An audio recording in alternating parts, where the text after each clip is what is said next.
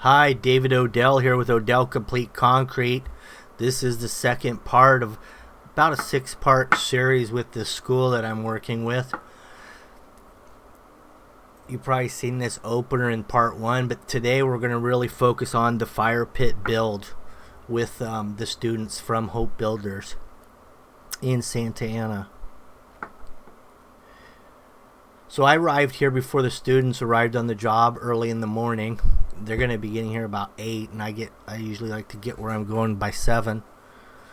That way I get ahead of the traffic, in other words.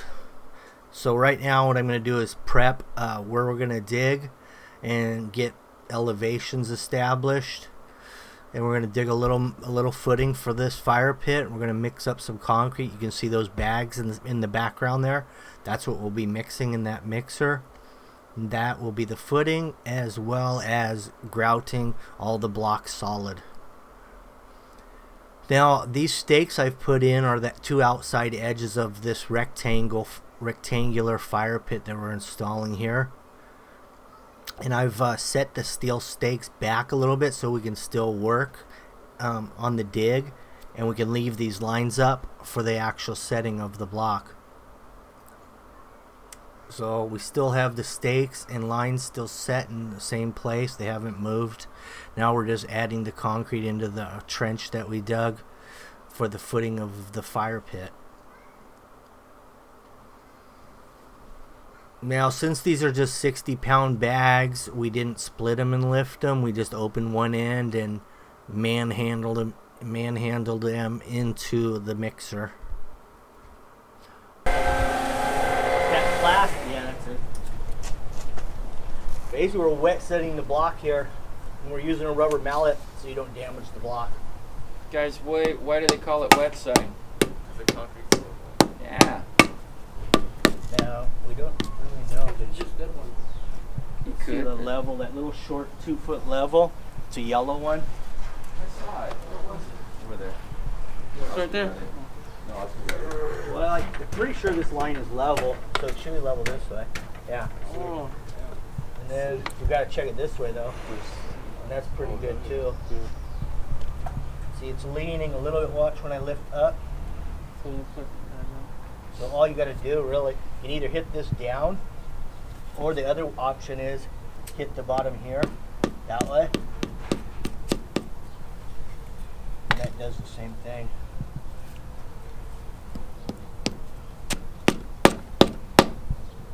Yeah. Okay, so we're on the corner there.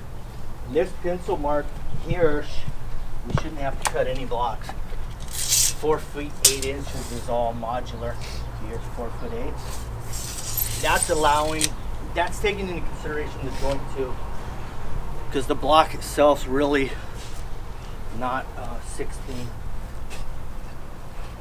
Aren't they shorter to allow for the grout lines? Yeah. See, these stand up pretty good in this mud, huh? I mean, they're not even wanting to sink.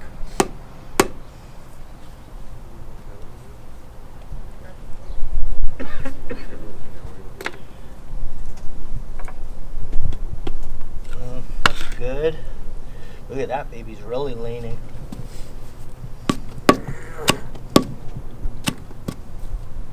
Yeah, took care of that and hit my finger at the same time. So you can see I kind of went over the process of setting these blocks with all the students and the reasons why I do what I do and how I get there.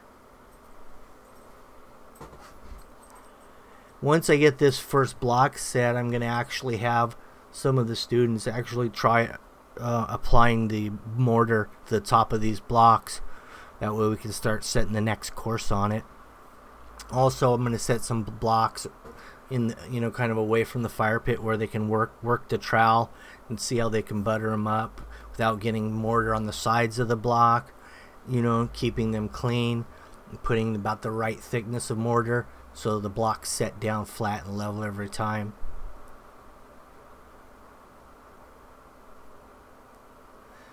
Now it's crucial the way I built this. Everything's modular. I'm not going to cut any blocks. I'm going to have a rectangle here, and there's going to be no block cuts, which means there'll be no brick cuts on the cap.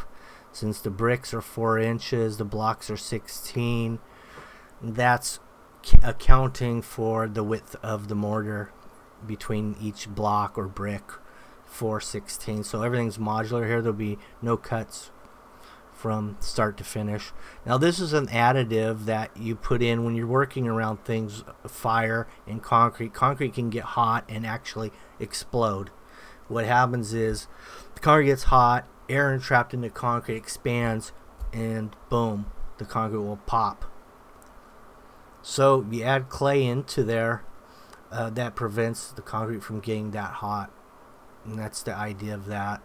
So I'm going to put some on the inside with a little clay additive and the outside.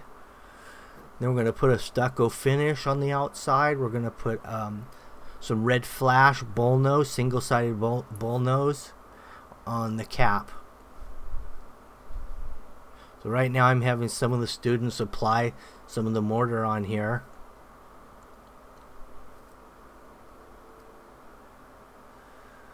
The ones that were really interested or wanted to really give it a shot, they grabbed a trowel and they got into it.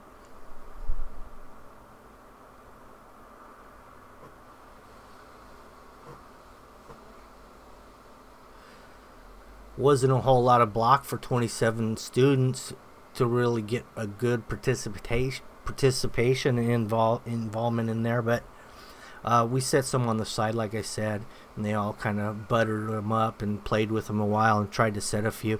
So I had about eight blocks extra.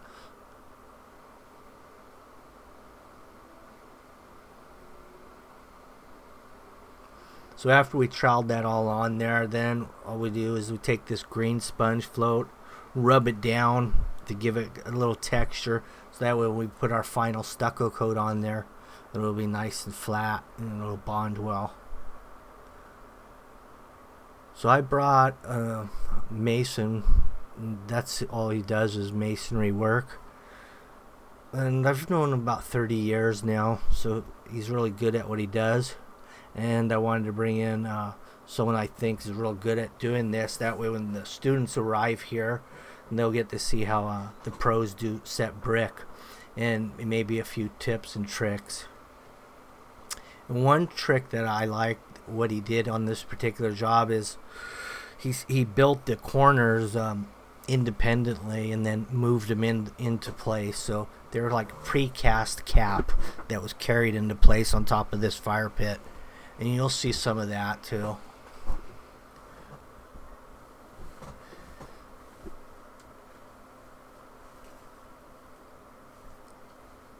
There's your cuts. That's how you get your corners.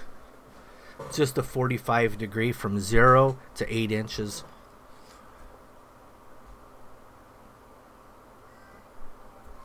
Lined up on 3 bricks.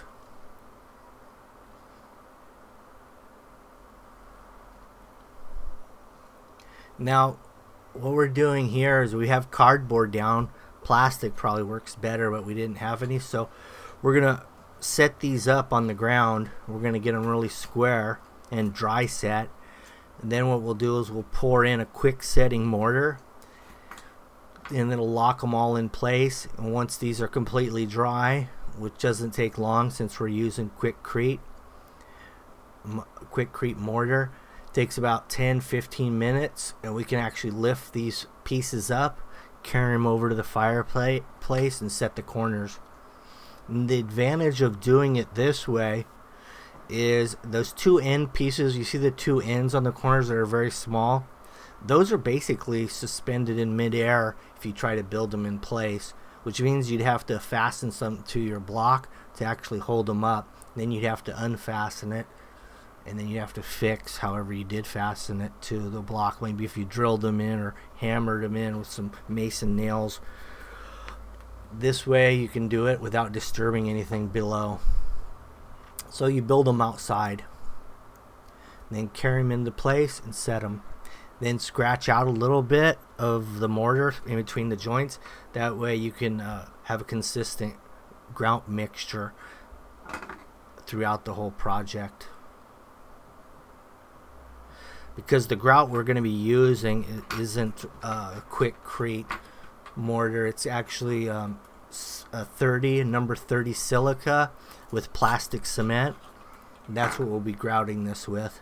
So you get a lot finer grout joint. It's not as coarse as what you'd get out of a typical bag mix of, say, Type S spec mix.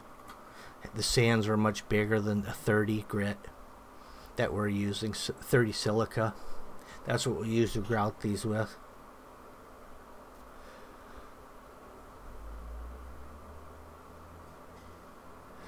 So we've got the 30 silica with the plastic cement mixed real rich. And it's real wet, so you can rub it into all the cracks, and a lot of it works its way because these bricks have hollow holes through them. So as you push the grout into the brick, it actually pushes into the holes, which locks the bricks even tighter.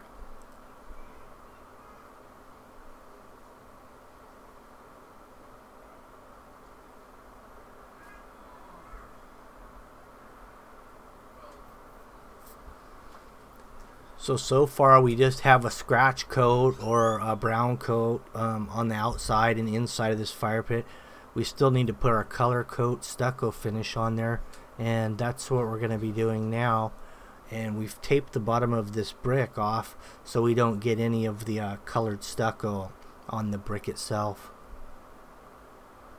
So we put tape underneath the brick there. That helps keep it clean.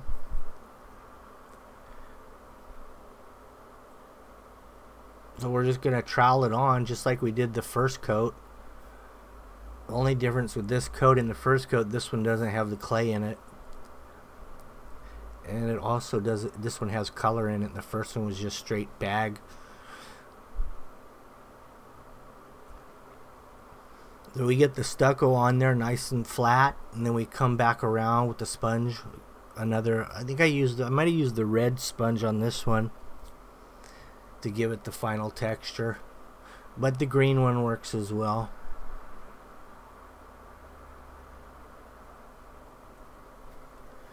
This is what's on all the raised planters in the backyard, the same finish, so that's why we just matched it. Not the actual property line walls, that's a different stucco texture, but the actual raised planter walls and the rest of this yard is that texture. Anyway, just like I said, this was the part 2 of about a 6-part series working with the students from Hope Builders in Santa Ana. And we're going to do some classroom stuff as well, different concrete finishes, and everyone's going to get their own square. They're going to do their own custom creation. Thanks for watching. Subscribe. That way you'll get the notification when I roll out the next video, and you won't miss anything in this series. If you do happen to miss something that comes out in the series, we're going to put them all in the playlist so you can go through them all and watch which ones that you like. Thanks, and have a nice day.